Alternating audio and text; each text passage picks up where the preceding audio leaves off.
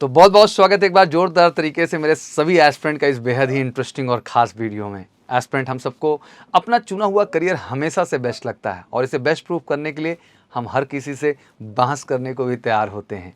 ठीक ऐसे ही दो करियर हैं जिनके एस्पायरिंग कैंडिडेट्स अपने रिस्पेक्टिव करियर को बेस्ट साबित करने के लिए कुछ भी कर सकते हैं। Yes, you guessed it right, मैं बात कर रहा हूँ इंडियन आर्म फोर्सेस ऑफिसर्स की और आईएएस ऑफिसर्स की। ये दो करियर एस्पेक्ट हमेशा एक टसल में रहते हैं। तो चलिए आज के इस वीडियो में हम जानेंगे कि आर्म फोर्सेस ऑफिसर और आईएएस ऑफिसर्स में बेस्ट कौन अपॉर्चुनिटी आपके लिए होती है।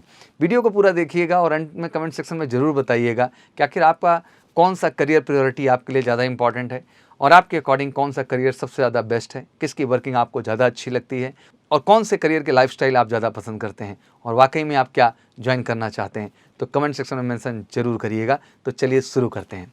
एस्पिरेंट ये दो जो आप अपने फील्ड में ग्रेट हैं, पर जब बात आती है बेस्ट चुनने की तो कन्फ्यूज़न हमेशा बनी रहती है। ये दोनों जॉब्स अपने साथ हार्डवर्क, प्रेस्टीज और डेडिकेशन लाती हैं। आईएएस का full form Indian administrative services और इस रैंक को पाने के लिए यूपीएससी सिविल सर्विसेज एग्जाम को क्लियर करना पड़ता है। यह एग्ज़ाम 3 स्टेज का एग्ज़ाम है जिसमें प्रीलिम्स, मेन और इंटरव्यू होता है। इस एग्ज़ाम में अपीयर होने के लिए मिनिमम एज 21 ईयर होनी चाहिए और सिलेक्शन के बाद कैंडिडेट की training Lal Bahadur Shastri national academy of administration Mussoorie में होती है और इस ट्रेनिंग की ड्यूरेशन 2 साल की होती है। अब वही बात करते हैं जब हम इंडियन आर्म फोर्सेस की, तो इसको ज्वाइन करने के लिए मूलतः जो मुख्य एंट्रीज़ मानी जाती हैं वो 2 एंट्रीज़ हैं, एनडीए और सीडीएस। एनडीए 10+2 लेवल पे है और सीडीएस आपका ग्रेजुएशन लेवल पे है। इन दोनों एग्जाम को भी यूपीएससी ही कंडक्ट करती है। इन दोनों एंट्रीज से सबसे ज़्यादा कैंडिडेट इंडियन आर्म फोर्सेस के लिए अप्लाई करते हैं।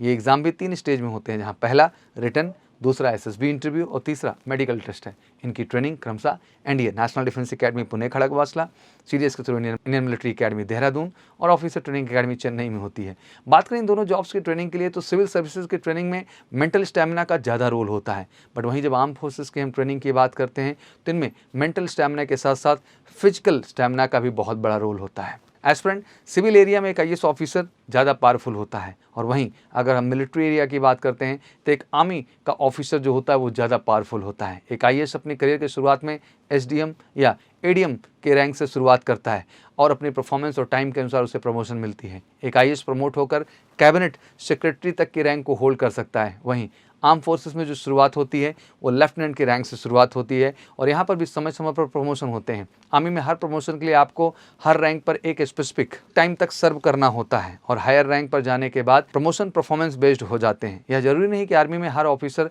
टॉप रैंक तक जाए। बात करें लाइफस्टाइल की तो आईएएस अफसर की पोस्टिंग कैडर के हिसाब से होती है और उनके कैडर स्टेट में पोस्ट किया जाता है। वहाँ उनके एकोमोडेशन, ट्रैवलिंग का ख्याल रखा जाता है। उस एरिया में लॉ एंड पीस मेंटेन रखने के लिए वही रिस्पॉन्सिबल होते हैं।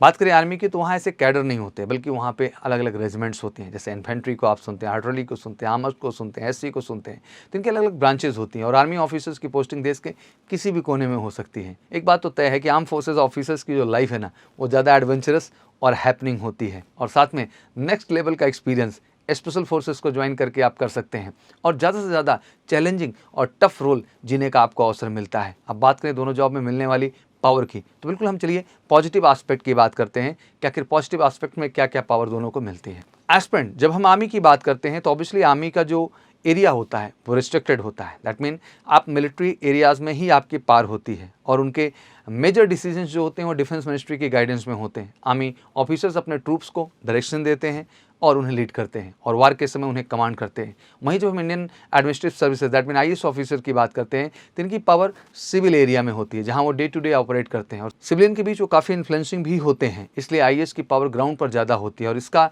इफेक्ट डायरेक्टली सिविलियन लाइफ पर ज़्यादा होता है। आर्म फोर्सेस की जॉब कंट्री के डायरेक्ट रेफरेंस में होती है और यहाँ काम कर रहे सभी सोल्जर का एक ही रोल होता है, देश की रक्षा करना। आर्म फोर्सेस के टॉप ऑफिसर आर्मी के रूल और रेगुलेशंस को बनाते हैं और उन्हें फॉर्मुलेट करते हैं। वहीं Indian administrative services that mean IAS officers की बात करें तो गवर्नमेंट की स्कीम्स और रूल्स को इम्प्लीमेंटेशन में लाते हैं और उन्हीं को गवर्न कराने का काम करते हैं। तो बेसिकली ये था इंडियन आर्म फोर्सेस और आईएएस ऑफिसर्स के बीच के डिफरेंस। आई होप आपको इन्फॉर्मेशन क्लियर हुई होगी कि दोनों के अपने सेपरेट अलग अलग रोल हैं।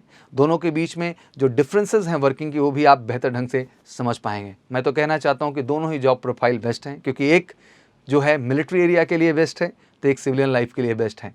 अब आपको चुनना है कि आपके लिए क्या बेस्ट है और मुझे लगता है कि दोनों को ही अचीव करने के लिए बहुत ईमानदारी और हार्डवर्क की ज़रूरत है और दोनों ही जॉब हमारे देश में रेपुटेटेड जॉब में आती हैं। मेरी चॉइस तो इंडियन आर्म फोर्सेस है, मैं इस बात को खुल के कहता हूँ। अब आप डिसाइड करिए कि आपकी चॉइस क्या है और आप आगे चल के क्या बनना चाहते हैं। तो ऐसे ही कुछ डिफेंस से जुड़ी इन्फॉर्मेटिव और इन्फॉर्मेशनल वीडियो के लिए हमेशा जुड़े रहिए मेजर कलसी क्लासेस के ऑफिशियल यूट्यूब चैनल पे। आशा करता हूँ वीडियो आपको पसंद आई होगी, तो इसको शेयर करिए, ज़्यादा से ज़्यादा दोस्तों तक पहुँचाइए। जो आपके आईएएस दोस्त हैं उनको ज़रूर पहुँचाइए, और जो आईएएस के दोस्त हैं वो ज़रूर इंडियन आर्म फोर्सेस के दोस्तों तक इन बातों को पहुँचाइए, जिससे पता चले कि दोनों का ही महत्व देश में बहुत महत्वपूर्ण है। Wish you all good luck. जय हिंद, जय भारत।